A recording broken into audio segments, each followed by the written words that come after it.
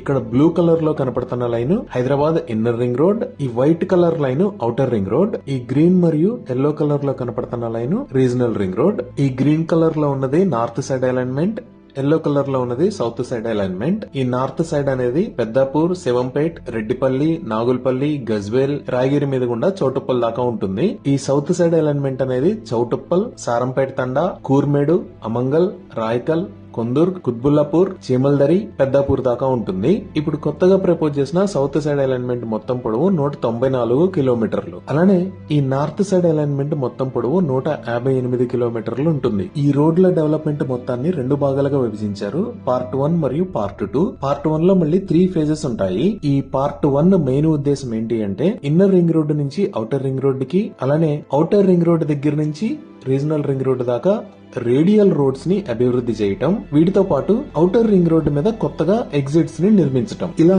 కొత్తగా ప్రపోజ్ చేసిన 3 ఎగ్జిట్స్ ఏంటి అంటే ఎగ్జిట్ 1A కి, ఎగ్జిట్ 2 కి మధ్యలో సుమారుగా జన్వాడ దగ్గర ఒక ఎగ్జిట్, తర్వాత ఎగ్జిట్ 11 కి, ఎగ్జిట్ 12 కి మధ్యలో కోహెడా దగ్గర ఒక ఎగ్జిట్, తర్వాత ఎగ్జిట్ 8 కి, ఎగ్జిట్ 9 కి మధ్యలో ఇక్కడ ఒక ఎగ్జిట్ ని ప్రపోజ్ చేశారు.